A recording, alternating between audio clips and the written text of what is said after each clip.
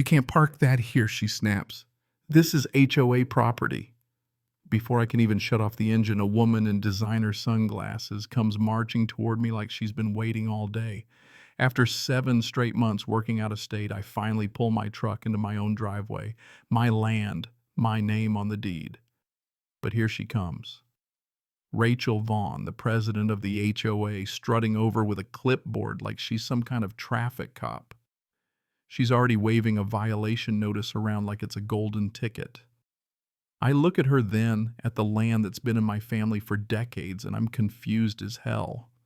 She smiles wide-toothy, the sort of smile you'd see on someone about to win a bet they never should have made, and tells me that's not what our records say. And right there, she dials the police. Phones start coming out. Neighbors peeking through blinds, everybody ready to watch a show.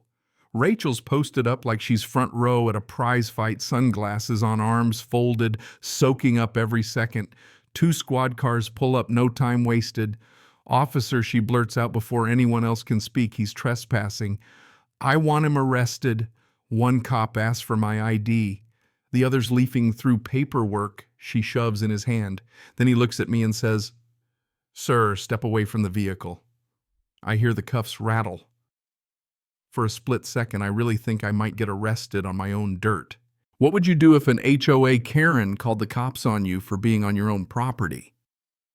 Smash that like button if HOAs get under your skin.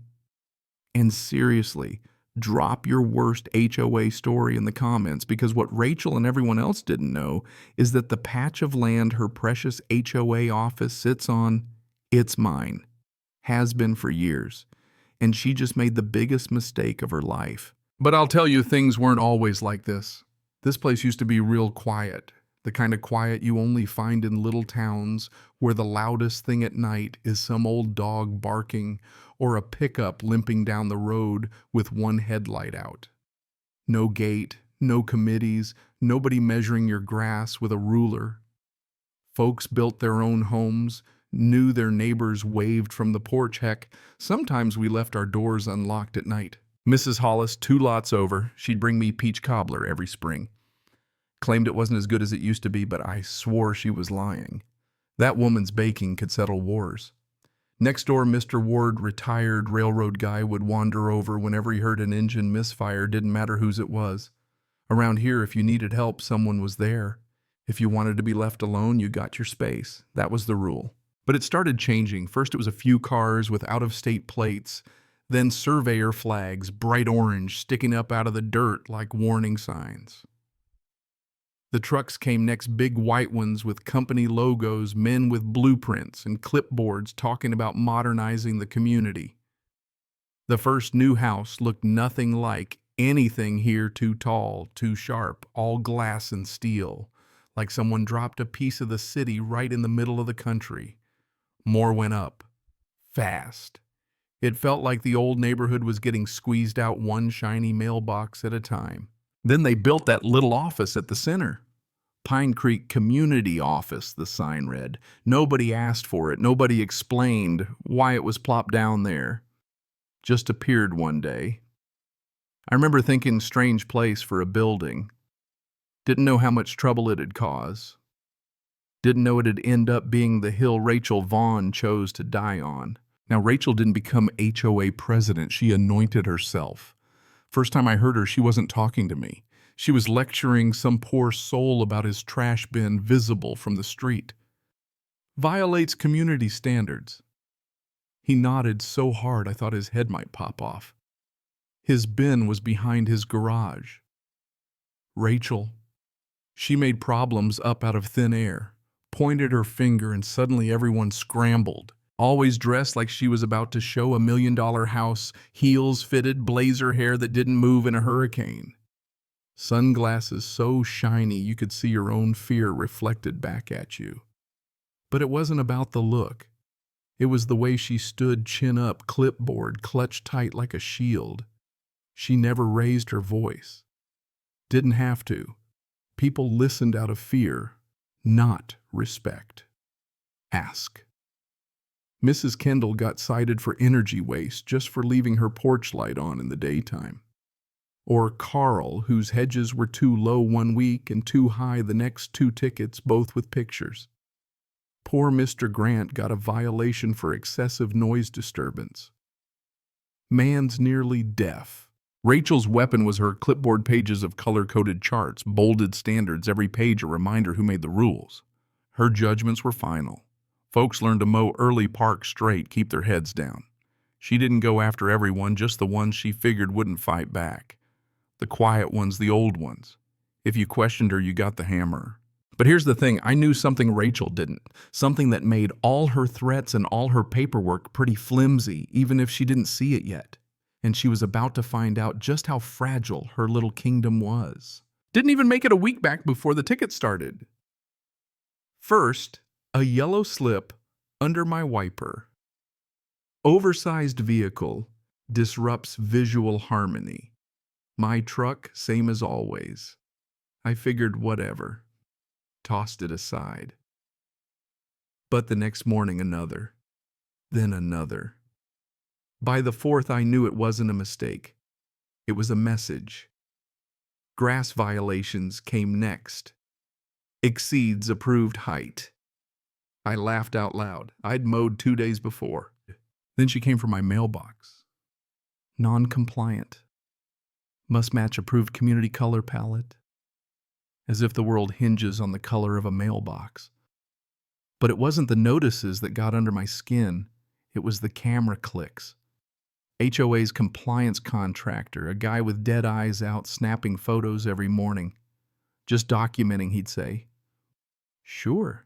Psychological warfare, that's what it was. No shouting, just a steady, quiet squeeze. Neighbors started avoiding me. Not because they believed Rachel, but because they didn't want to be her next target. Fear is contagious. Caught Rachel herself once supervising her clipboard army as they measured the distance between my trash can and the curb. Didn't even acknowledge me. That was the message she was always watching. And she didn't want my money, she wanted my surrender. I didn't argue, didn't make a scene. I just watched, kept every notice, every photo, every scrap of evidence. Because if there's one thing I've learned from years of dealing with inspectors and permits, it's that paperwork works both ways. But something didn't smell right. Most HOAs have rules, election structure, some actual paperwork to back up the power. Not this one. Rachel's crew acted like a private government. That bugged me more than any fine. One night, after a fresh violation for my disruptive porch light, I started searching. County records, state filings, nonprofit directories, nothing. No legal documents, no articles of incorporation, not even a tax ID. It was like the HOA had materialized out of thin air, all authority, no foundation.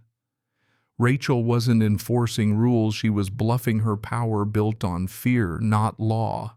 Now, the only thing more dangerous than a tyrant is a tyrant with no leash. I kept it quiet, kept letting her stack the deck, get comfortable, confident. Because people like Rachel, they make their own undoing. I figured I was alone until Eric, 3 houses down, showed up. Guy's always been quiet, but the way he looked over his shoulder, you'd think he was sneaking out of prison. She's threatening liens, he whispered. Not just me, my mom too, over emergency assessments. Nobody can explain. Rachel was squeezing money out of folks on fixed incomes, threatening them with losing their homes for nothing. Eric led me to Marjorie Collins, 90 years old, hands shaking as she handed me old letters. HOA threats going back years before the HOA even legally existed. She targeted anyone who protested. Marjorie said voice like tissue but strong underneath. We just got scared. Stack after stack. Proof of years of made-up fees. Threats of liens, bogus community improvements. That's when I realized Rachel wasn't just a bully, she was a fraud. And she'd been getting away with it because nobody had looked behind the curtain. Soon after the harassment hit a fever pitch, noise complaints, police at my door for welfare checks, trespass calls. Rachel wanted to make me look unstable, dangerous. She got the bank involved, my accounts frozen, after someone filed a complaint about financial disputes. Law office letters followed accusing me of undermining community authority. But I didn't bite. Every piece of paper she sent every officer, every bank letter, I added it to my growing pile. She wasn't building a case against me. She was building a case against herself. One morning, after another ridiculous violation, I dug out my father's old surveyor's card and called the Peterson family. Mike Peterson came out with his crew GPS gear and all and started checking boundaries. It didn't take long before he found that my land extended 15 feet past where the county said, the HOA office. It was sitting dead in the middle of my property. Mike handed me the overlay maps, voice flat. This isn't a small mix-up. Whoever built this ignored the original deed. You need a lawyer.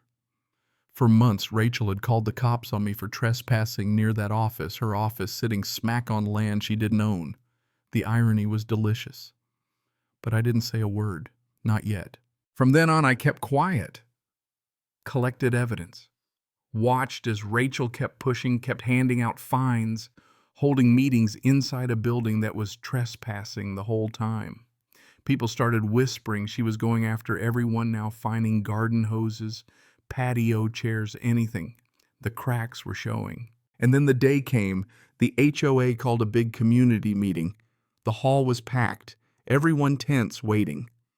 Rachel opened with her usual speech about standards and community integrity, then turned to me holding up a stack of violations.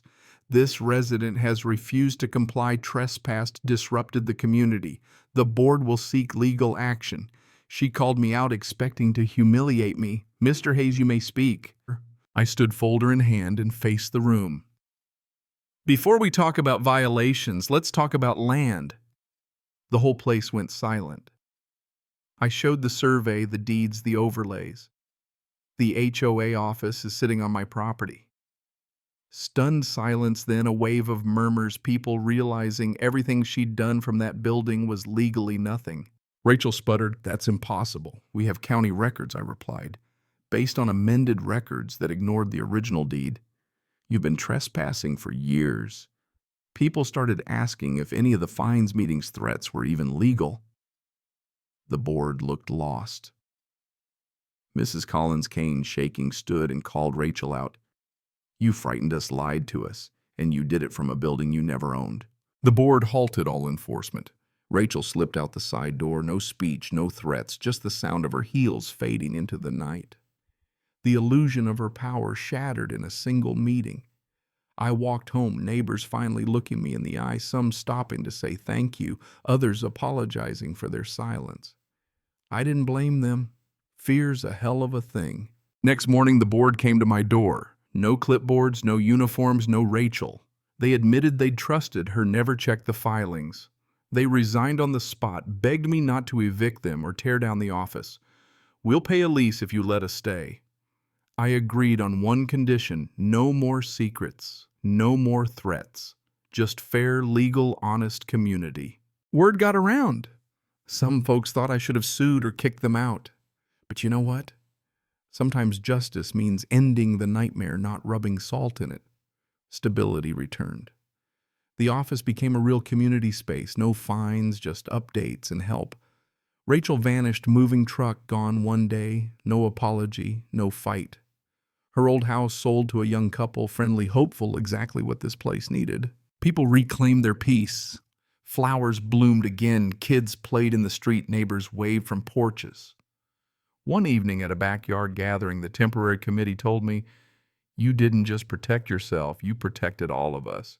I told them the truth. Power doesn't matter. People do. And sitting there listening to laughter and wind chimes, I realized what my grandfather must have felt all those years ago: peace.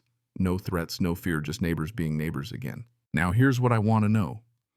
Where's the line between standing up for what's right and letting someone walk all over you? Is justice about punishment, or is it about restoring what was lost? Drop your thoughts below. Tell me your stories about HOAs, about standing up, about finding your own peace. Let's talk.